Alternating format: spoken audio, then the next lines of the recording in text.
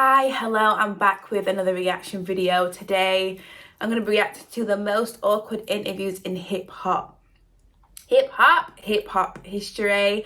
I feel like I must have seen some of these moments before. I must have.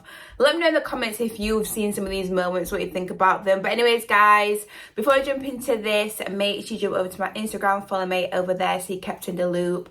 So you know when I'm dropping new reaction videos like this, I will always let you know on my Instagram when I'm dropping new videos and all that good stuff. And thank you for sending me messages, let me know what you like to see me react to. The thumbnail to this is absolutely crazy. It's actually kind of cool though. But anyways, thank you for watching and I'm going to jump straight into it. Rappers are notoriously tough to interview. Come off too much like the police and there's every chance they'll shut down and refuse to participate Oh, what in the happened to interview. him? On the other hand, if a rapper says or does the wrong thing during an interview, i.e. Drake infamously freestyling off his BlackBerry in 2009, there's every chance that this will be etched into their legacy forever. In this video, we're taking a closer look at some of the most awkward interviews in hip-hop history. Often when new rappers emerge, news outlets will try to poke holes in the image they've constructed around themselves. But often, the artists are too savvy, and all the journalists who've tried to defame them end up doing is making them appear even more appealing to their fan base. That was the case when BBC attempted to tangle with a young Tyler, the Creator, in Odd Future. Flanked by the group's colorful cast of characters, which included Damo, Left Brain, Haji Beats, and Sid the Kid, a reporter made a mistake of underestimating the crew and clearly went into the interview with a preconceived idea of how he wanted to portray them. The result is a combative masterclass, with Tyler going out of his way to make things as difficult as possible. Okay, now what about your lyrics? What are you saying in your lyrics? Nothing to old white people off like you. Is that right? My lyrics aren't offensive. Some people find it offensive. Some people find everything offensive. Okay. But when it comes to awkward interviews, no one has turned this into an art form quite like Nardwuar. A bona fide legend who's received his flowers from virtually every rapper, getting the interview with Nardwuar is seen as an honor for most upcoming rappers who spent years witnessing him bamboozle his guests with obscure knowledge about their lives. But over the years, this hasn't always gone to plan. In rock music, the likes of Blur, Henry Rollins, and Slipknot all found themselves confused by Nardwuar's shtick, to the point of getting angry. And in hip-hop, the likes of Lil Vert decided to run away from him, while Jay-Z just seemed utterly confused. But if any interview between Nardwuar and an MC who refused to play ball was painful to witness, it was Nas. Back in the day, Nas agreed to sit down with Nardwuar during a Canadian tour stop. Initially, things started off amicably enough, with Nas seemingly impressed by the degree of research Nardwuar had undertaken. This dude here, see where he's at? This is the project where I come from. That's the elevator door is open. See, that's the first floor. And he's telling the crackhead, Jane, stop this crazy thing. Sweet. Crazy, you're crazy. While he originally seemed amused by the endless selection of records and pop culture trinkets that Nardwuar decided to bestow upon him, Nas's patience would eventually wear thin, and by the end, the normally composed MC was as hostile as we've ever seen him. You're nuts, you're psycho, but it's all love, it's all music. Peace. Thanks so much, Nas. Keep on rocking in the free world and do-do-do-do-do. Yo, it's over. It's over. Move the mic.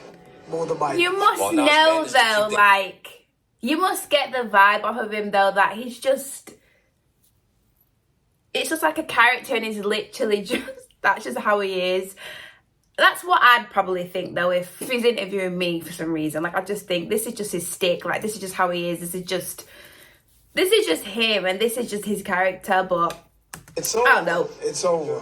Move the mic. He is crazy though. Move the mic. It's funny. While Nas managed to keep things cordial with Nardwuar for a little while, the same couldn't be said for Kodak Black's appearance on Ebro. I've seen this one. A man who will make several appearances on this list, Ebro's demeanor has a way of getting under people's skin in a way that he doesn't seem to be aware of. But when Yak turned up to the Hot 97 studios, Ebro was determined to broach Kodak Black's pending case with him. And with respect to, everybody involved in that case, we can't get into details today. But, we take Saw here serious. But we hope, to have you back so we can have a deeper conversation about that because, it's a serious topic. And we're hearing these stories a lot. After some haphazard attempts from Peter Rosenberg to guide the conversation back to neutral ground with a bizarre comment about the moon landing, it wasn't long before Kodak's annoyance boiled over. You seem upset that I brought it up. I feel like sometimes when we going through, y'all be entertained by bull. Change the subject, I'm finna walk out. But we don't have to talk about nothing else. We could be done right here. All right, I'm going. Say this. After the fact, Ebro received a mixture of praise and backlash from the culture, and in a subsequent radio appearance, he made it clear that this wasn't his intention. I did not want it to go that way. I'm not happy with the way that it went. I'm not happy it went that way. I feel bad that it went that way, because I felt like I was honestly trying to have a balanced conversation with an individual who has a crazy past, dealing with some very real things. It's very strange right now, Ebro said. It makes nobody happy. I really, really wanted to end that in a good way. Where this incident stemmed from Kodak not wanting to delve into his personal life, this next awkward encounter involving Ebro was one in which the generational gap between him and the current crop of hip-hop artists was all too apparent. During Lil Uzi Vert's meteoric rise to fame, he stopped in at Hot 97, and almost instantly, he was met with a dismissive attitude from Ebro. From the outset, he seemed intent on painting Uzi as just another mumble rapper, and as we know, he was anything but. And because of his supreme confidence, Uzi made what could have been a painful experience into one where he made predictions that, in hindsight, simply exposed Ebro's lack of understanding of what Uzi was trying to accomplish. Everybody's grown, bro. I mean, are they? Everybody's grown. He fell off at the end. Put another beat on. Nah, because all I got is old man beats and you're not built for Hey, it's going to be a lot of young guys coming up here and they ain't going to want to rap on that. I'm trying to tell you, it's changing. Yo, look, I hope they change.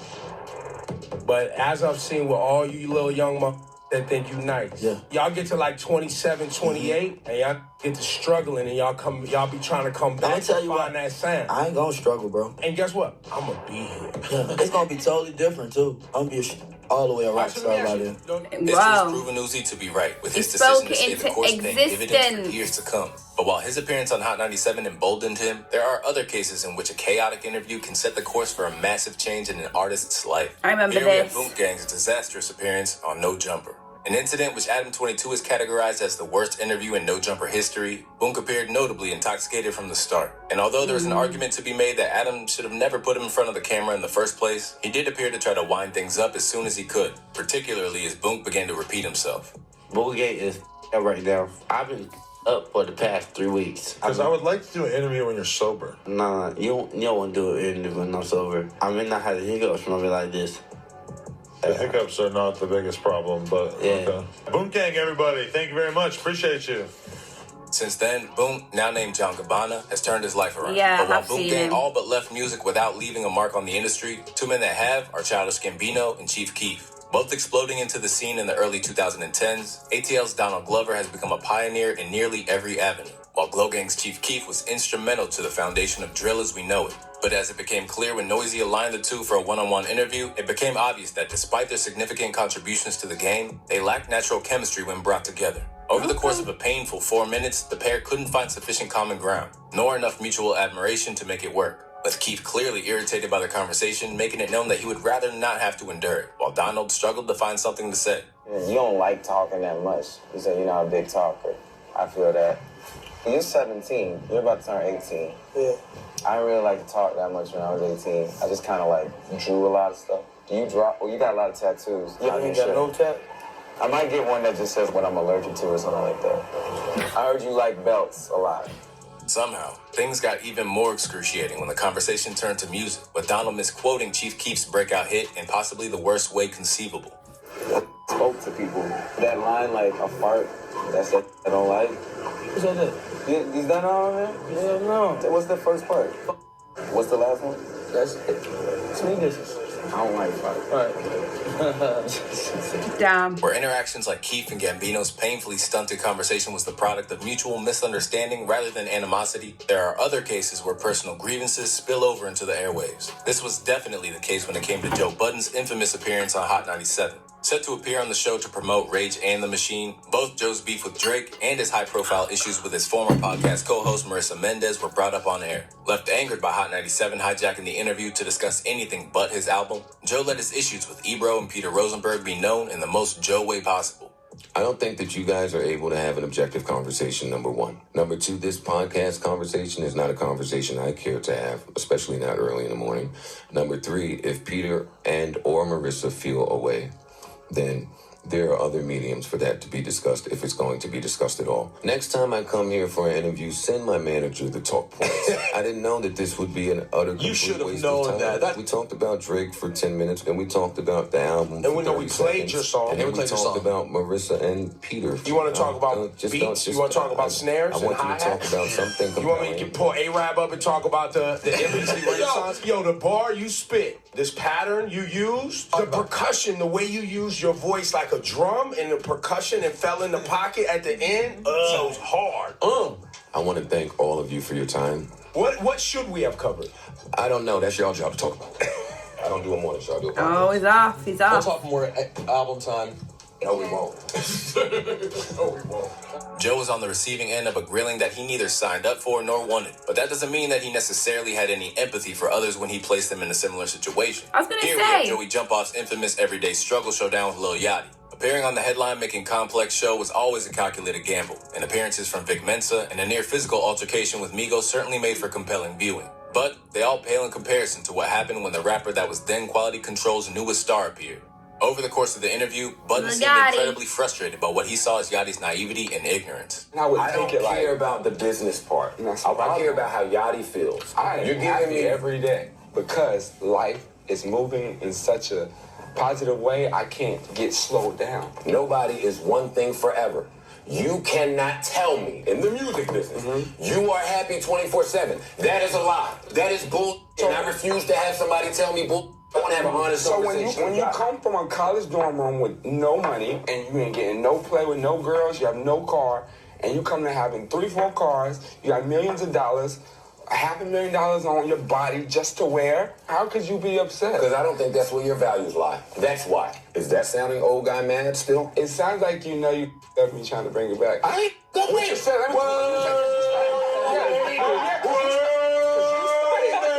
If this wasn't bad enough, things continued to intensify to the point that Joe was basically playing the role of a scolding parent while Yachty took it in stride. Tell me what you want from hip-hop. You don't think that's a question you should answer at some point? Or are you leaving all of this to QC to figure out? Nah, I mean, I'm making music, bro. I'm just having fun. My fans love it. Yeah, you don't sound like you're very aware with what's going on, and you're one of the hottest on earth. But what do you want me to say? I want you to be aware of your business. I want you to know whether Damn, you're in a what's 360 going or on not. I want you to appreciate the culture that changed your life and took you from college dorm room eating oodles and noodles. I want you who's well-spoken and articulates himself well. Chill. A storm which refused to subside, Budden's harsh words resulted in a diss on QC's Ice Tray from Yachty and Quavo. Since then, the two have squashed the beef. In a similar vein, our next entry is another instance where a rapper turned media personality had an incendiary debate. Back in 2013, Kanye was an explosive force when it came to generating carnage wherever he went. A time where the man who'd become Ye was gradually becoming more and more outspoken. Things came to a head when he appeared on Sway in the Morning to promote his forthcoming album, Jesus. Who's gonna be the Medici family and stand up and let me create more? Or do you want to marginalize me till I'm out of my moment? Or why don't you empower yourself? Take a few steps back. You ain't got the answer, Sway. You ain't got the answer, Sway. I knew it was this one. You ain't got the answer, Sway. You want to marginalize me till I'm out of my moment. Or why don't you empower yourself? Take a few steps back. You ain't got the answer, Sway. I've been doing this more than you. Relax. You ain't got the answers. You ain't been doing the education. You ain't spent $13 million of your own money trying to empower yourself. Yes, but I spent hundreds of thousands and putting out clothing lines at a smaller degree. It ain't Ralph level. What's the name of your clothing line? We don't know. Why is it that you can't? I just told you I lost the money because I did not have the knowledge of how to do it the right way. You ain't got to turn up, man. This ain't no show, man. I'm talking to you as a homie. You ain't got to turn up on me man to man, dog. These mics, we could turn all this off. You ain't got to do this. Don't try to embarrass us. An incident which promptly reached the status of iconic meme. Kanye and Sway put the fiery exchange behind them until years later, when his high-profile rift with Adidas led Ye to consider that perhaps Sway was actually right about remaining independent. On the subject of time, and more specifically timekeeping, we have our final entry. For this one, we need to head over to Norway for a legendary interview with Snoop Dogg. After arriving at an interview in a sneaker store a long time after he was scheduled to, a reporter innocently tried to press the Dogfather on his punctuality. Almost instantly, Snoop made it known that this was a very bad idea. You're 5 hours late here. And man, shut the Yeah, I was just wondering why you were so late, and I saw you were twittering about me being stopped at the border. I was late because I went to go get some chicken wings. That's why I was late. Because I wanted to go see Norway up close and personal and visit an old folks home. I went to a convalescent home. That's why I was late. Now is the partying be changing? I don't party. Yeah, there's a few interviews on here that I've seen before and that are just iconic, and you just remember, you know. I feel like there's so many interviews that are just like awkward and just, you know, I've seen so many. Oh goodness me. Let me know in the comments which one you thought was the most awkward, or if there's one that you can think of that isn't on here, then let me know in the comments. Let me know if there's anything similar to this you'd like me to react to as well in the comments, and I will see you very, very soon in the next video. Bye.